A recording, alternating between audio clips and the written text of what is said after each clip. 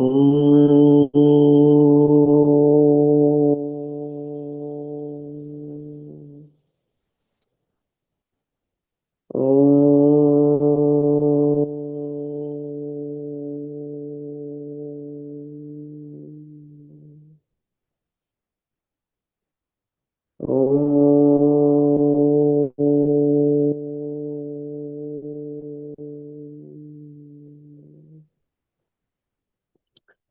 Om Sahana Vavatu Sahanau Bhunaktu Saha Viryankaravavahai Tejasvinavadhitamastu ma vidvishavahai. Om Shanti Shanti Shanti. Narayanam Namaskritya Naram Chaiva Narottamam Devim Saraswatim Vyasam Tato Jayamudirayet.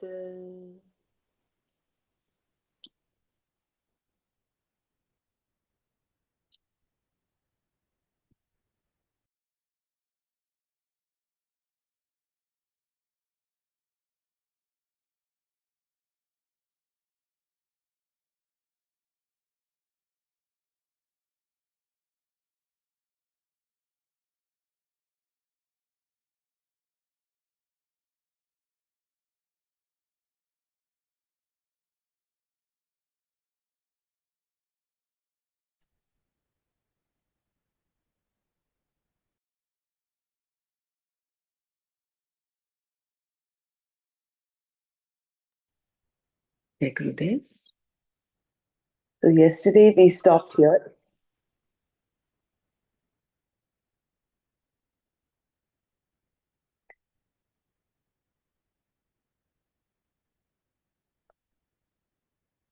The is buddhi always remains. The way in which the sat buddhi is conditioned is what undergoes change, whereas the sat buddhi itself never changes.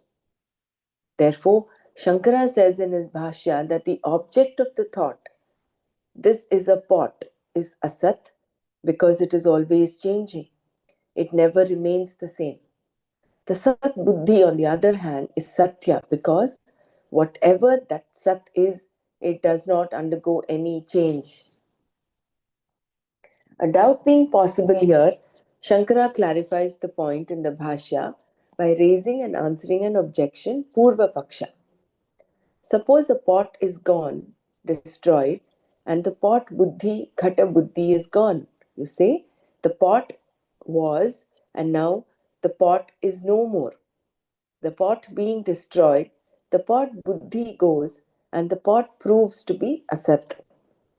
But along with the destroyed pot, does not the is buddhi, sat buddhi also go? Shankara's response is that the is buddhi never goes. Is always there. We say the pot is destroyed. The destroyed pot is. The pot is no more, etc. Because something else is. The is buddhi never goes. Only the conditioned sat buddhi is gone. The sat buddhi, the exists buddhi, is conditioned by a particular name and form, nama rupa. And when the pot is destroyed, that nama rupa is gone. But the sat buddhi is not gone. It is there to join anything. The is buddhi can join the broken pot. The broken pot is, or anything else is. Only asat keeps on changing.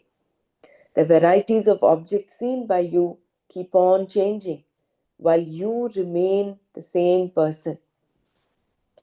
That is, existence remains, it never goes away. If this aspect of the teaching is not clear, you could conclude that Atma, the Sat Vastu, is zero. The Atma alone is, and everything else is Nama Rupa. Only an addition to that Sat Buddhi, an addition that does not bring about any addition. Just as the pot form does not bring about an addition to the clay, so too the addition of a Nama Rupa to the Sat Buddhi does not bring about any change to it. This is the vision.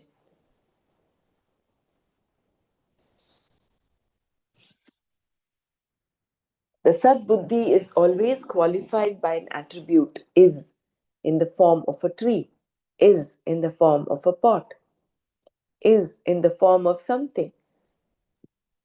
And that form keeps on changing. That which changes is Asat, Mithya, whereas Sat remains ever the same.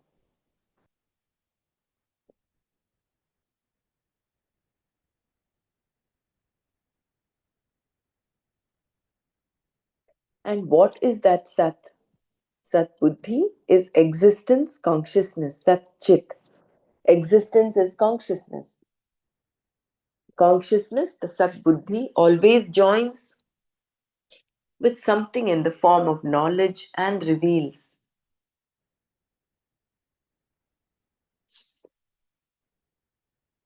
For example, the pot is.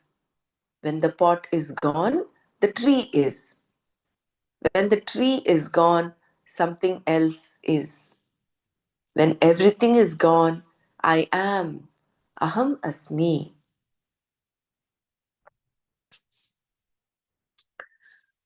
Consciousness between two thoughts.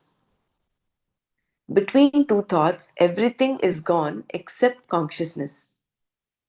And although everything does go between two thoughts, consciousness does not require everything to go in order to be.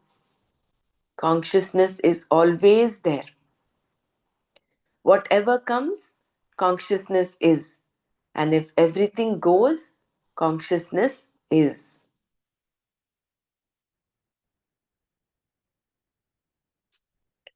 There is only one thing, and that is Sat, and that is consciousness. It was said that the pot is Mithya Asat because the pot Buddhi changes. Then it was said that when the pot is destroyed, the Sat Buddhi, the pot is Buddhi, is also destroyed. Therefore, isn't your Sat Buddhi also Asat? No, Shankara replies. Even when the pot is gone and the cloth is there, you see the Sat Buddhi in the cloth. Maybe it should be clay is there. Even when the pot is gone and the clay is there, you see the Sat Buddhi in the clay. Only the attribute has changed. Previously, the Sat Buddhi was conditioned by the pot, whereas now it is conditioned by the thing. Must be a typo here. It cannot be the cloth, it is the clay. So previously the Sat Buddhi was conditioned by the pot, whereas now it is conditioned by the clay. Hariom, Pramaraji, I think two examples are compared. Is it so? The cloth and the pot, Um, because they are also talking of like one, the pot is coming, the next buddhi is, the tree is there. So, is it in that fashion they're trying to explain? Can you read these last few lines yeah, where? I will read.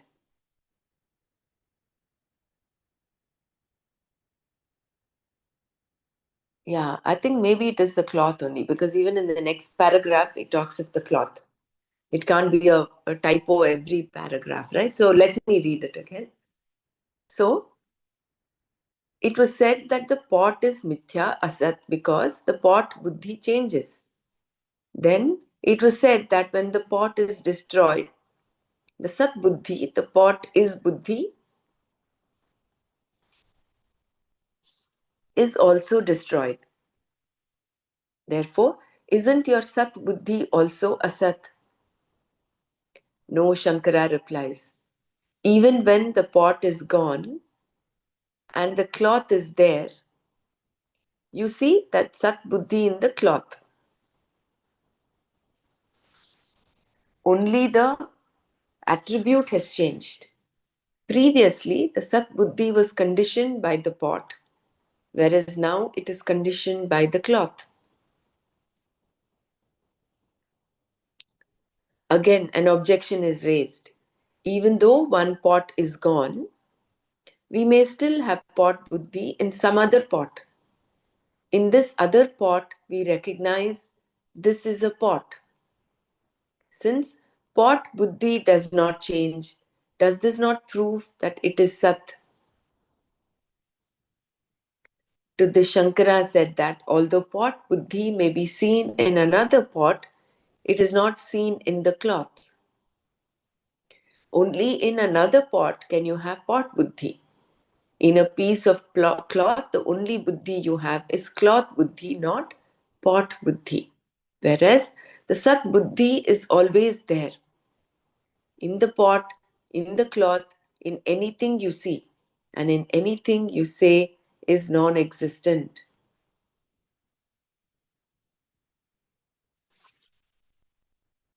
We say the man's horn does not exist. This does not mean that there is no Sat Buddhi here.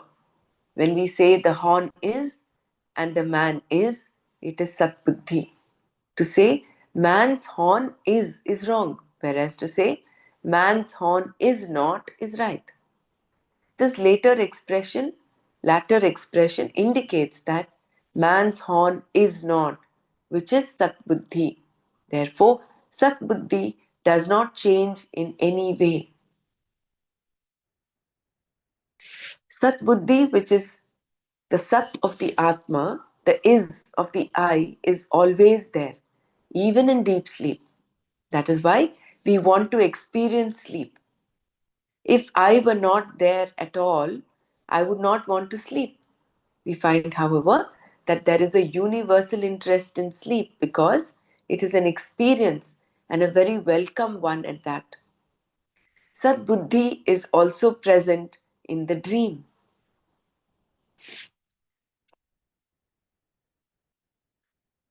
I think this paragraph will need a bit of repetition.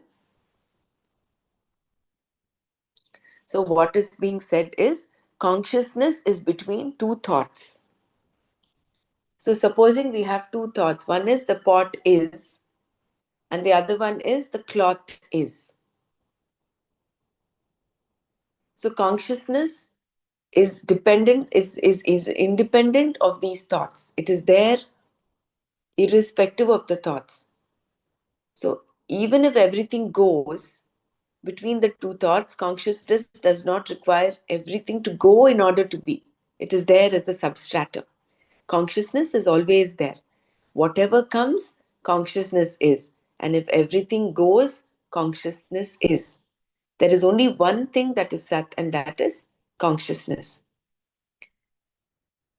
So here Swamiji is explaining, it was said that the pot is mithya because the pot buddhi changes.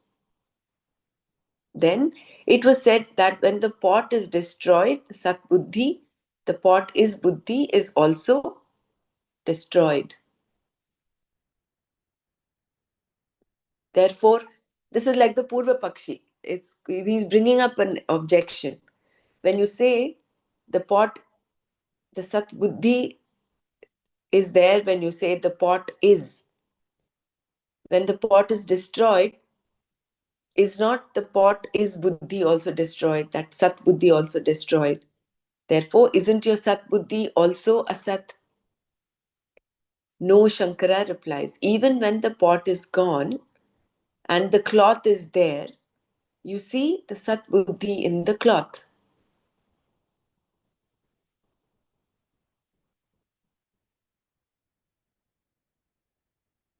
So it latches on to something else. When one is gone, like the frame keeps moving, one frame is gone, the other frame comes on. So the cloth, Sat Buddhi is there in the cloth. Now only the attribute has changed. Previously, the Sat Buddhi was conditioned by the pot, whereas now it is conditioned by the cloth. Again, an objection is raised. Even though one pot is gone, we may still have pot buddhi in some other pot. In this other pot, we recognize this is a pot. Since pot buddhi does not change, does this not prove that it is Sat? To the Shankara said that although pot buddhi may be seen in another pot, it is not seen in the cloth. So, what is Sat? Sat is something that is there in all the three states. Whereas the spot buddhi you cannot see in a cloth, in a different object. Only in another pot can you have pot buddhi. In a piece of cloth, the only buddhi you have is cloth buddhi, not pot buddhi. Whereas the sat buddhi is always there in the pot, in the cloth, in anything you see, and in anything you say is non existent. So even in tucha, that is non existent, the sat buddhi is. And the example again Swamiji is giving is the man's horns. So when we say man is, horn is, sat buddhi is there. But when we say man's horn, the man's horn is not, it is not existent, it's a non-existent thing. But then you say man's horn is not. So that isness is there when you make the statement man's horn is not. Therefore, this latter expression indicates that man's horn is not, which is Sat Buddhi. Therefore, Sat Buddhi does not change in any way.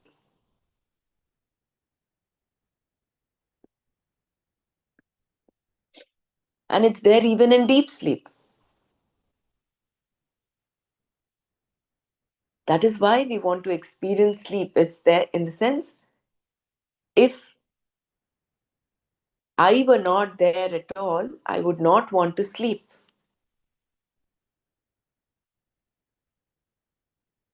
And Sat Buddhi is also present in the dreams.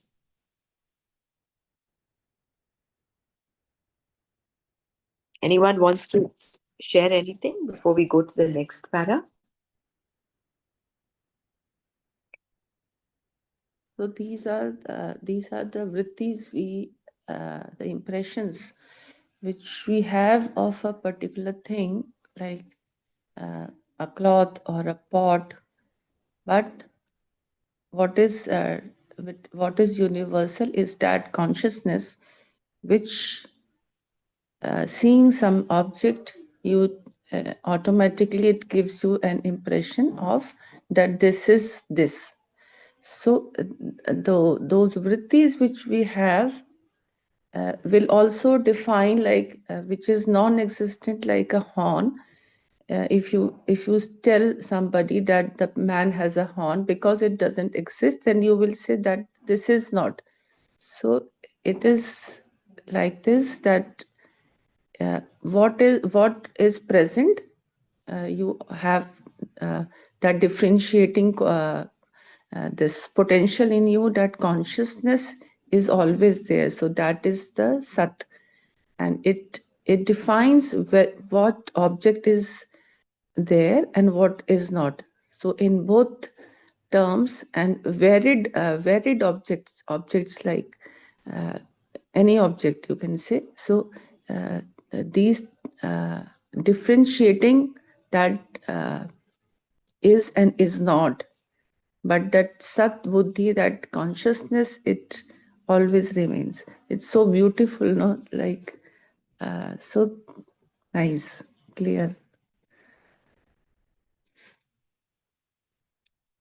Describing the consciousness, and what we like in sadhana, we do so hum. So when people tell us that you concentrate in between, that in between is that consciousness for which they tell us to be aware.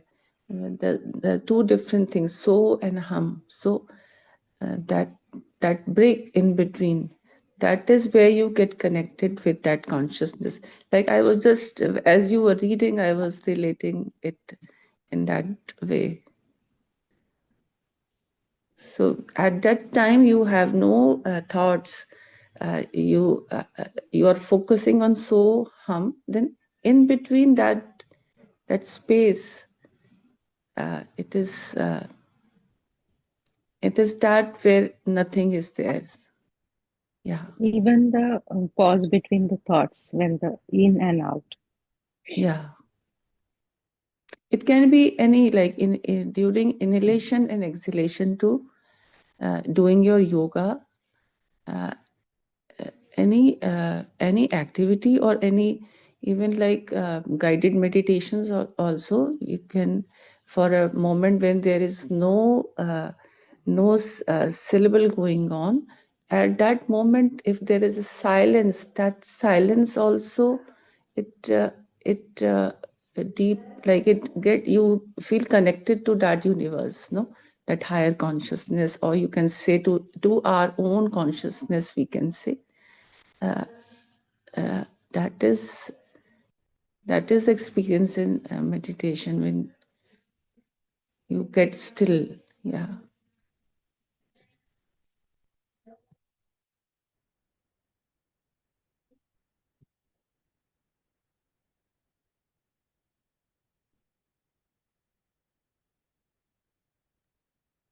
I think, I'm not sure if I'm getting this right.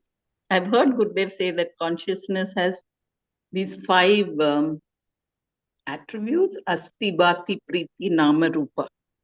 So that asti is that isness, isn't it?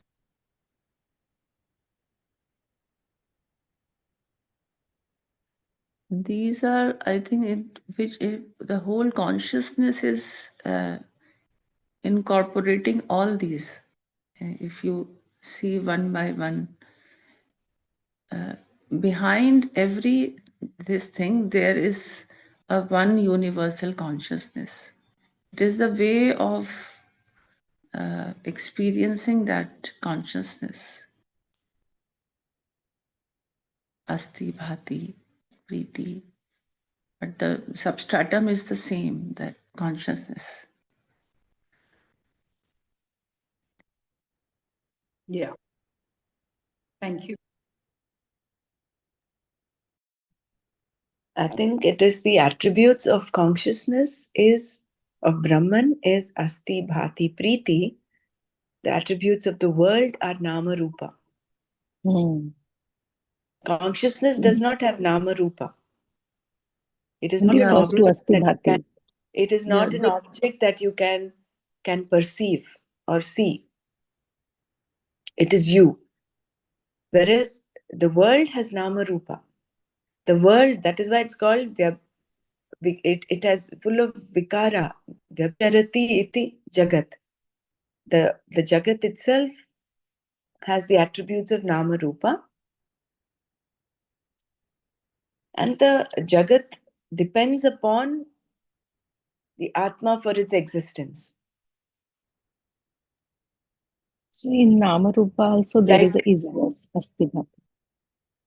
it is, no, see, like in the example of the pot and the clay, if you consider clay as the cause for the pot, like you're considering Atma as the cause for the jagat, for the world, yeah, the clay is the cause for the pot. So the clay has asti bhati priti, whereas the pot is nama rupa. You have a name pot and it has a rupa, it has a different shape, particular shape. You may make different shapes of pots. So that pot is existent, is dependent on the clay, whereas the clay is independent of of the pot. So whether the pot is there or not there, clay is. So that isness is an attribute of the Atma when you extrapolate to the Atma.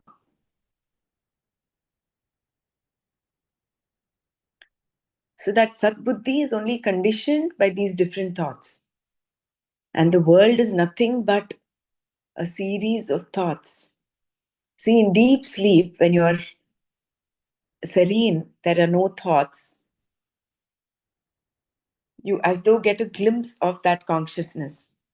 But why are we not enlightened when we go to deep sleep? We should be enlightened every time we go to deep sleep. We are in that stillness. It is because we are still covered by that layer of Maya. The moment we wake up, that awareness connects with that consciousness comes outwardly and it connects with thoughts. Okay, I am so and so. But in deep sleep, you do not even recognize who you are. There is only that I am feeling. Whether you're rich, poor, or not, everybody experiences the deep sleep. And that experience of deep sleep is the same, irrespective. Whereas the moment you wake up and that consciousness goes outwardly with that awareness, then it links up. This is my house, this is my bed, I'm sleeping on my bed, or I'm sleeping in some hotel. Then everything starts going outwardly. And that is buddhi, that sat buddhi connects with different objects, different people, different situations. And then we are lost in the world. Therefore, retrieving that again and again, which is why meditation is such an important sadhana tool to come back to our own nature again and again.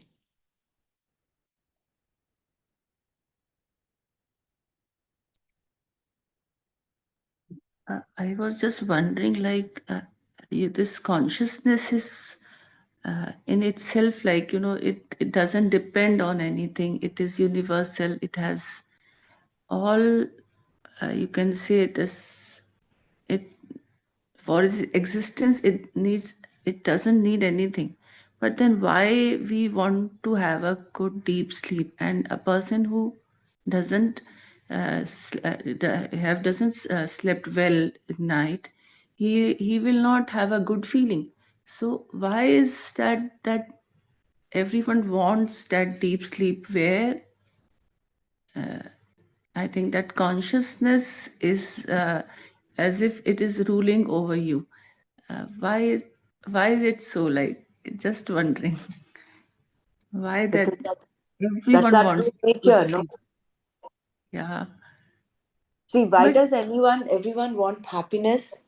Why? Because whatever we do, whether you want to,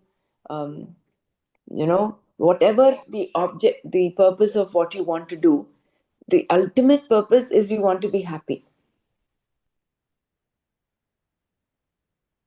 Why does anyone do what they do? A terrorist wants to do what he wants to do, ultimately to be happy. A person who's good, ethical person wants to do whatever is to be happy. Because that is our true nature. We gravitate towards our true nature, isn't it? so sleep helps to make it like to re-silent it, or to make it that all the activities of the day, they make that turmoil inside you. The deep sleep helps you to concentrate back. It's like we can assume this way. You're coming back to your nature, no? And sleep. Yeah, But it's funny, And right? these When you things, just look back, how sleep is such an integral part, not just of human beings.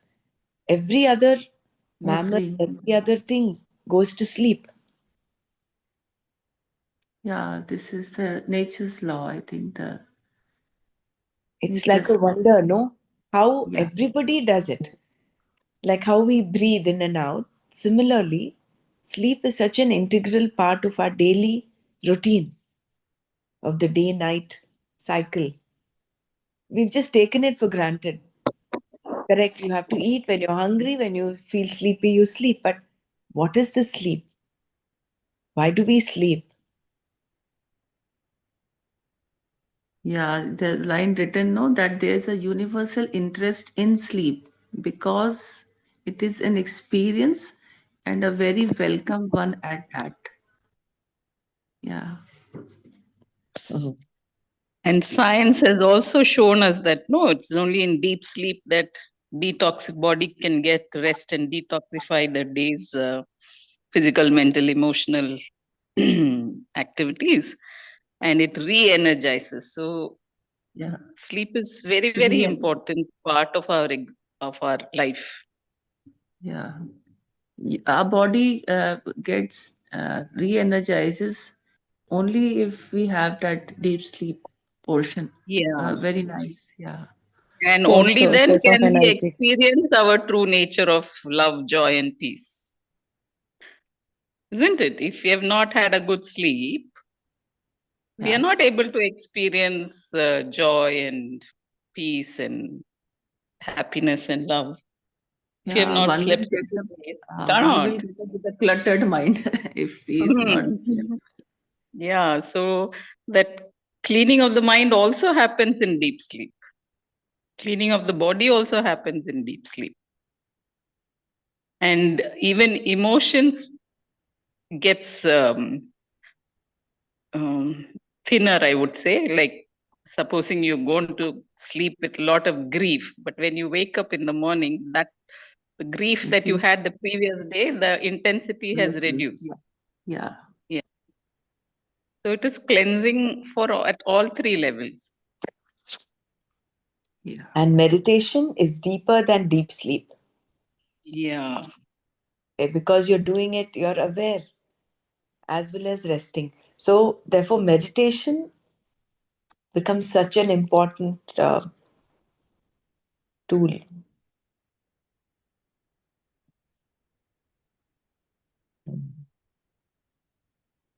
So, we'll move forward. Two orders of reality. Then Shankara deals with another problem that comes up. A pot is asat and there is asat buddhi, which is really Atma consciousness. It is this sat buddhi that joins the pot. How is this combination possible? Between two equally existent objects, there can be a combination. But how can there be a combination between Sat and Asat?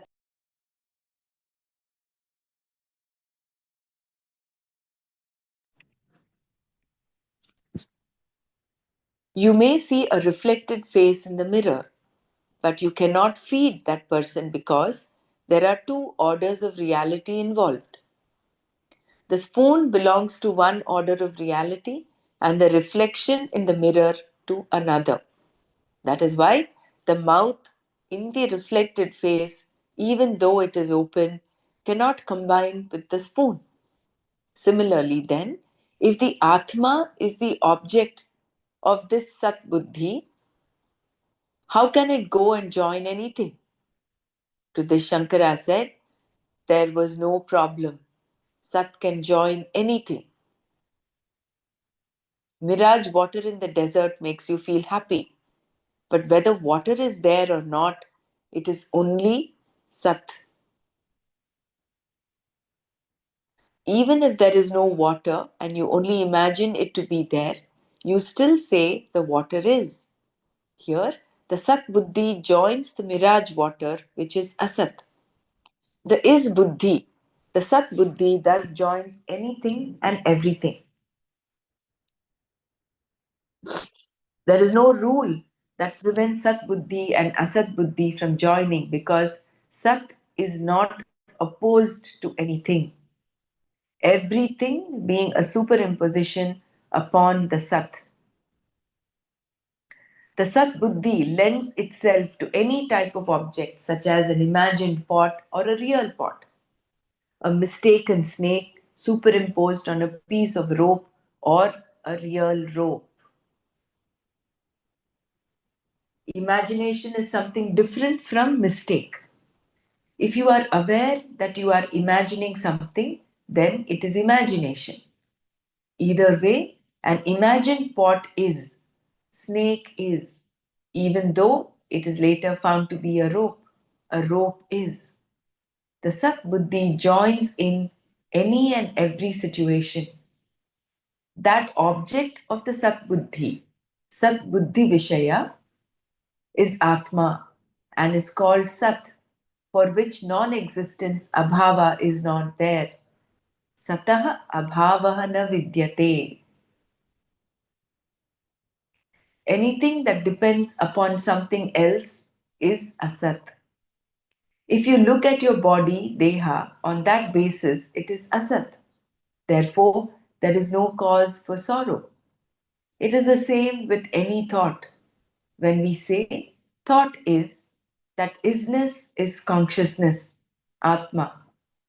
Consciousness is, and the thought is incidental to that consciousness.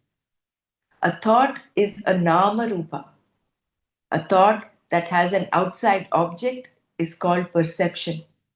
If there is an object perceived outside sense perception, then it is inferential knowledge, imagination, or memory. Whatever it is, the thought is. It is nothing but consciousness conditioned by Nama Rupa. And if there is no Nama Rupa, then what is still consciousness.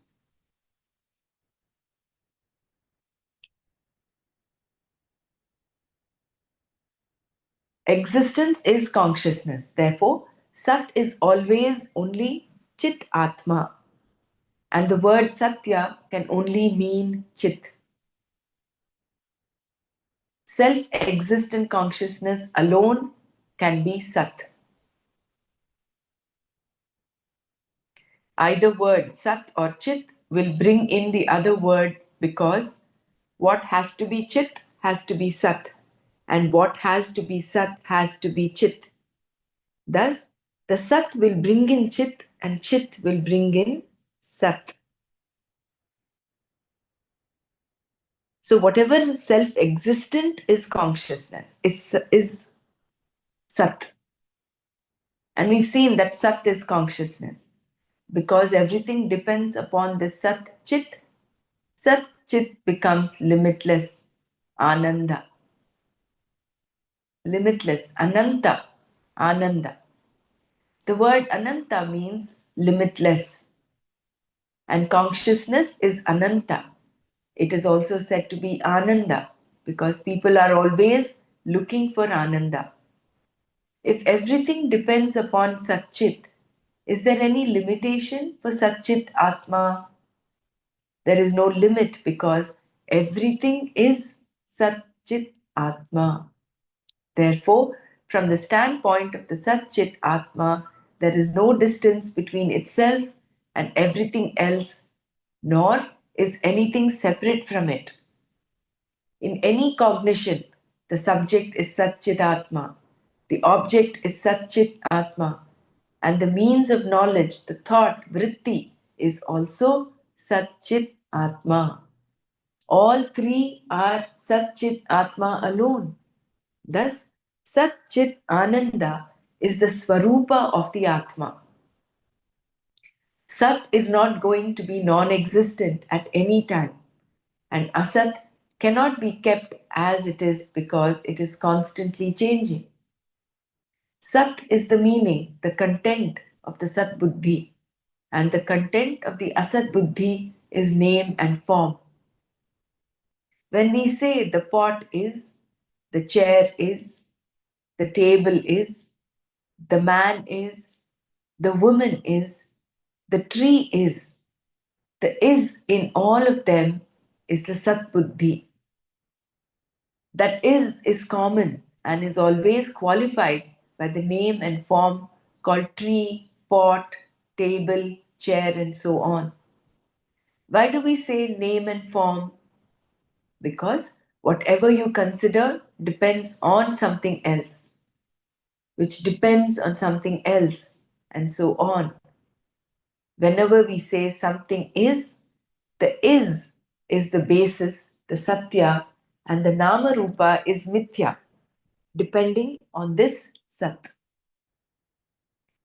The object vishaya of the sat buddhi is sat. Therefore, the amness in I am, aham asmi, the are-ness in you are, tvam asi, and the isness in he is, saha asti, and that is, tad asti, are all one and the same. The isness that each implies is the common basis for all things that exist. Therefore, it is the karana, the cause for everything, and is called satya. And the effect, karya, is called asat, mithya, because it is dependent on the karana for its existence. As mentioned earlier, Vedanta is nothing but a discussion of this cause and effect, Satya and Mithya, Karana Karyavada.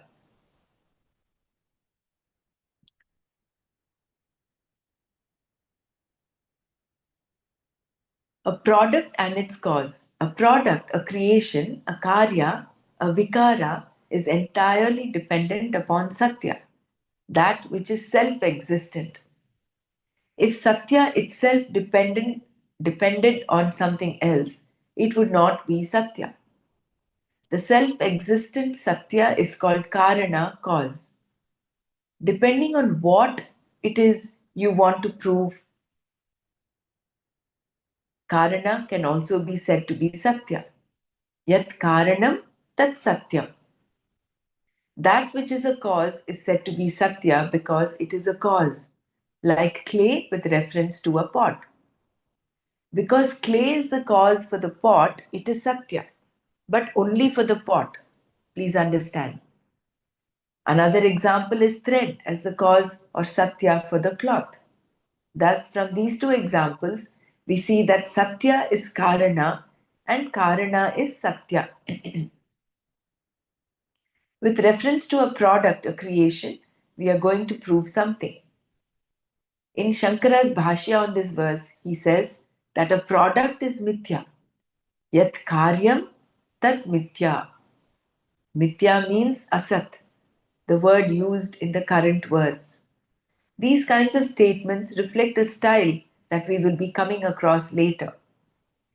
A product is mithya because it is dependent upon a cause, as is the case for cloth. Whereas Sat is not dependent upon anything else and undergoes no change whatsoever. Satah abhava na vidyate. Because the object of Sat Buddhi is Sat and the object of Asat Buddhi is Asat. We have the Sat Buddhi at all times. I repeat this, because the object of Sat Buddhi is Sat and the object of Asat Buddhi is Asat. We have the Sat Buddhi at all times. The Asat Buddhi depends upon the Sat Buddhi. The object of the Asat Buddhi, the pot, depends upon the object of Sat Buddhi, clay, which itself depends upon something else. When you say clay is, the clay depends upon another Sat Buddhi, atoms. When you say the atom depends upon particles, which depend upon a concept. When you say a concept is, the concept depends upon the witness of the concept, sakshi, which is consciousness. And when you say consciousness is, what does it depend upon? It does not depend upon another consciousness because it is swataha siddha, self-existent. So the buck stops there. Therefore, nothing can be Satya except that which is self existent. This is all that is being said here. That which is self existent is Atma, and that alone is Satya. Everything else being dependent upon Satya is Asat. For the Satya Atma, there is no non existence, Abhava, whereas for the Asat, there is no real existence. See, there is no real existence. The experience of seeing objects is there, but these objects are all in the transactional world, vyavahara, and therefore have only an empirical reality. About these two, Sat and Asat, a final understanding, an ascertained conclusion, the ultimate knowledge is arrived at by the seers of the truth of Brahman. तत्वदर्शिभिः अनयोः उभयोः अपि अन्तः तु दृष्टः. The Tattvadarshi is the one who is capable of seeing the truth, tattva of everything. Tattva is the abstract form of the pronoun tat.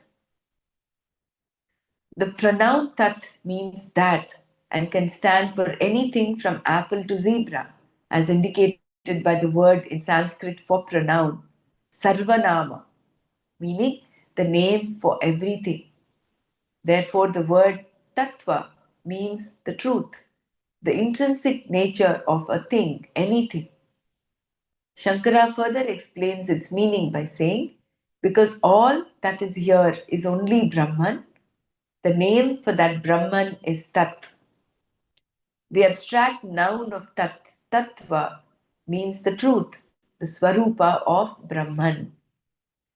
I will read these footnotes. Tasya bhavaha tattvam. The nature of a thing is called tattva. Tat iti sarvanama. Sarvam cha brahma. Tasya nama tat iti. Tad bhavaha tattvam. Brahmanaha yathatvam. Tat is the name for everything. That is, it includes everything. This is because Brahman is everything and it is called Tat here. The nature of this Tat, that is Brahman, is called Tattva, the true nature of Brahman. Here Shankara uses the etymological meaning of the word Sarvanama to his advantage to define Brahman. Here the word Sarvanama is not a pronoun. So This explains that Om Tat Sat, right? Like also, yeah. It explains that it also is Tattvamasi, yeah, that, like Sat, that you are.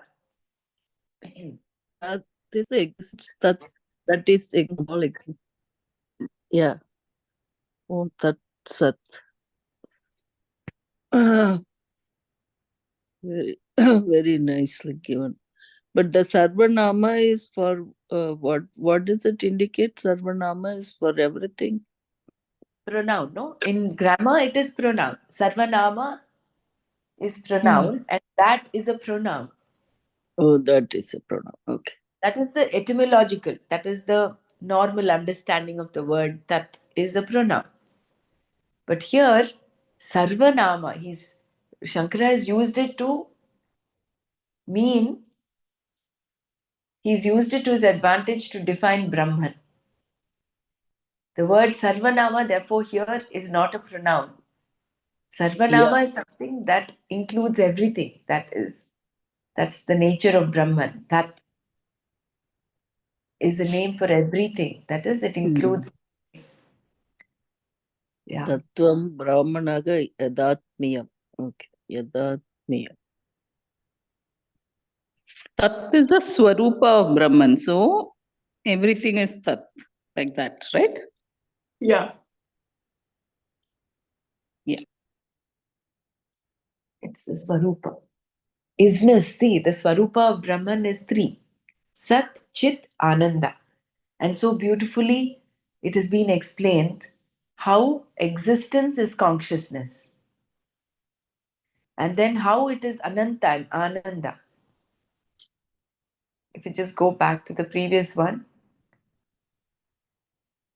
What is chit defined as? Consciousness. Right? Huh? No. Consciousness. It is consciousness, but what is chit? Sat is understood. Chit. Chit is actually knowledge. Knowledge, that I know. But here it was not at all said. No. He just slipped into the chit. While reading. Yeah. You know you are self-existent, right? So that knowledge, knowledge. I am, that knowledge is Chit. Okay. That you were reading Satchit Atma somewhere, right? That paragraph, maybe you can read it again. No, but the chit, they have not defined it here in this. They have written one line when we start existence is consciousness. They have written, therefore, Sat is always only Chitatma, and the word Satya can only mean Chit. Yeah, that is okay. But what is exactly chit? Earlier it That was, is it was awareness. That defined. is It awareness, was we know it. But it is not defined in this. Chitta is this. more like, consciousness, right? Like that. That is what existent consciousness bliss for Chit, Satchit Atma is. That's how it is described. I think the chit is existence. No, Sat is existence. What is Sat is Chit. They have written no that Sat or Chit, it will bring in other word, because what has to be Chit has to be Sat, and what has to be Sat has to be Chit. So the Sat But will why the bring word is chit is needed? in. The It's a, I existence think, is the consciousness, so here, We here can it, say sat only. if we read this paragraph, maybe it will come like this. I think that existence, that easiness is chit. Can I read this one more time, Dr. Brahmara? Yeah, I will read this. But before we go here, the two orders of reality. Satbuddhi and the Satbuddhi. Yeah. So the thing is, of course, I will read this again. Don't not to worry. A pot is asat, and is asat buddhi, which is really atma consciousness. It is this asat. It is this sat buddhi that joins the pot. How is this combination possible? Between two equally existent objects, there can be a combination. But how can there be a combination between Sat and Asat? And the example given is in a reflected face. You cannot feed a face that is reflected in the mirror, because the spoon belongs to one order of reality, and the reflected mouth that is there, you cannot feed that mouth. So joining the Sat Buddhi with the Asat Buddhi is like this. So how do you deal with this? For that, Shankara says, no problem at all.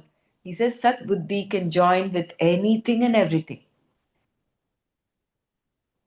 Sat to this, that if, similarly, then if the Atma is the object of the Sat Buddhi, how can it go and join anything? The spoon belongs to one order of reality and the reflection in the mirror to another. That is why the mouth in the reflected face, even though it is open, cannot combine with the spoon. Similarly, then, if the Atma is the object of the Sat Buddhi, how can it go and join anything? To this, Shankara said that there was no problem. Sat can join anything. And then the example was the mirage water. It makes you feel happy, but whether water is there or not, it is only Sat. Even if there is no water and you only imagine it to be there, you still say the water is. Here, the Sat Buddhi joins the mirage water, which is Asat. The Is Buddhi, the Sat Buddhi, thus joins anything and everything. There is no rule that prevents Sat Buddhi and Asat Buddhi from joining, because Sat is not opposed to anything. Everything being a superimposition upon the Sat. So the Sat Buddhi lends itself to any type of object, such as an imagined pot or a real pot, a mistaken snake superimposed on a piece of rope, or a real rope.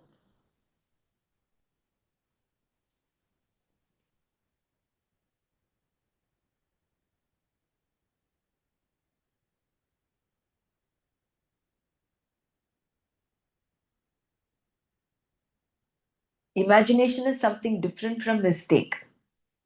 If you are aware that you are imagining something, then it is imagination. Either way, an imagined pot is, snake is. Even though it is later found to be a rope is. The Sat Buddhi joins in any and every situation. That object of the Sat Buddhi Vishaya is Atma and is called Sat, for which non existence, Abhava, is not there. Satah abhavah na vidyate.